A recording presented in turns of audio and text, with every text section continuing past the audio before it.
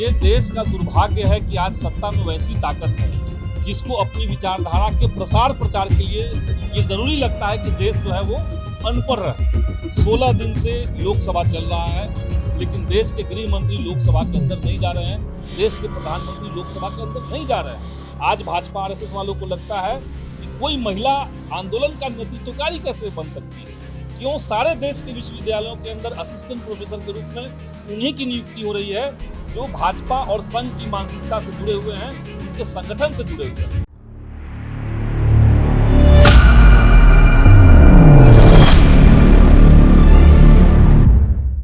आज गांधी मैदान के पास आईएमए हॉल में हम लोग जेनजी स्पीक्स नाम से एक कार्यक्रम कर रहे हैं और मंच पे वक्ता के रूप में इस दौर में जो आंदोलनकारी युवा पीढ़ी के साथी हैं, जेनजी तबके से जो लोग हैं, वो सारे लोग इस आंदोलन में अपनी बात रख रहे हैं। आप लोग जानते हैं कि आज देश भर में छात्र नौजवान इस सरकार के खिलाफ अपने आक्रोश को, कई मुद्दों के चलते उनके भीतर जो लंबे समय से आक्रोश जमा हुआ था, उसको सड़क पर निकल करके रचनात्मक तरीके से सरकार के खिलाफ अभिव्यक्त कर रहे हैं। वही आंदोलन है, ये युवाओं के आक्रोश की अभिव्यक्ति है। और इसमें हम देख रहे हैं कि सत्ता जो है वो डरी हुई है और डर के मारे वो गलत फैसले लेती जा रही है। जिस तरीके से कल आइशा की राष्ट्रीय अध्यक्ष नेहा बोरा के ऊपर झारखंड में स्याही फेंके गए, आप समझिए कि ये वही लोग हैं, उसी मानसिकता के लोग हैं जो लोग सावित्रीबाई फुले को इस बात के लिए उनके ऊपर गोबर फेंकते थे कि वो लड़कियों को पढ़ाने के लिए क्यों जा रही है। आज भाजपा आरएसएस वालों को लगता है कि कोई महिला आंदोलन का नेतृत्वकारी कैसे बन सकती है, कोई महिला झारखंड में जाकर के वहां पे आंदोलन में कैसे शामिल हो सकती है, इसलिए उसके ऊपर स्याही फेंका गया। हम देख रहे हैं कि आज सरकार जो है वो युवाओं पे बर्बर दमन करने के बावजूद इस बात की जवाबदेही नहीं ले रही है कि अपने ही देश के युवाओं के ऊपर आखिर AK-47 कैसे चला, सिवान में AK-47 किसके आदेश से चला, दिल्ली में पैलेट्स गन कैसे चल गए, कैसे इस देश की सरकार अपने ही नौजवानों को आतंकियों की तरह ट्रीट कर रही थी। सरकार इन जवाबों से भागती जा रही है। 16 दिन से लोकसभा चल रहा है, लेकिन देश के गृह मंत्री लोकसभा के अंदर नहीं जा रहे हैं, देश के प्रधानमंत्री लोकसभा के अंदर नहीं जा रहे हैं। इनको चिंता बस है कि विपक्ष को कैसे निशाना बना लिया जाए। तो जेनजी आंदोलन जो चल रहा है वो अब इस सरकार को बर्दाश्त करने के मूड में नहीं है। कोई नहीं चाहता कि सरकार को टॉलरेट किया जाए। इस सरकार को जाना होगा और उसके लिए देश भर में धीरे धीरे ये आंदोलन और व्यापक होता जाएगा। आप लोग आगे क्या कुछ करने वाले? शिक्षा प्रणाली जो जेनजी का प्रमुख सवाल शिक्षा ही है।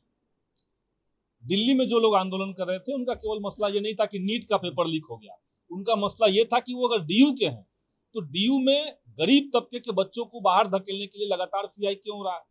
जेएनयू के स्टूडेंट्स जो हैं उनकी चिंता है कि जेएनयू को लगातार टारगेट क्यों किया जा रहा है।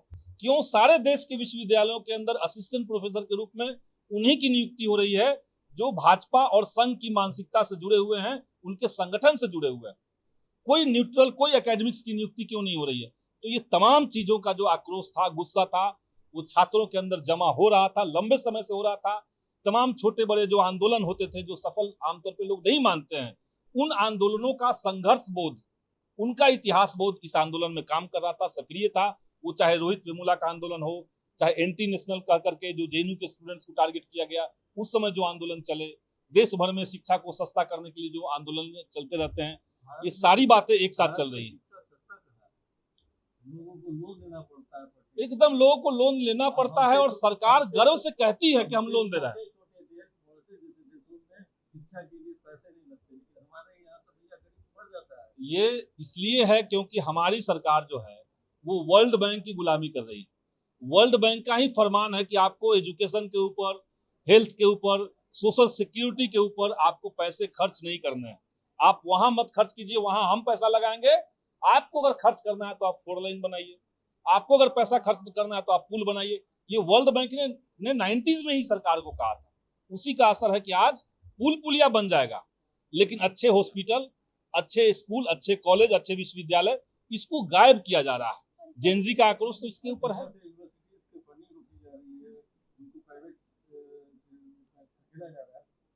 ये देश का दुर्भाग्य है कि आज सत्ता में वैसी ताकत है जिसको अपनी विचारधारा के प्रसार प्रचार के लिए ये जरूरी लगता है कि देश जो है वो अनपढ़ रहे।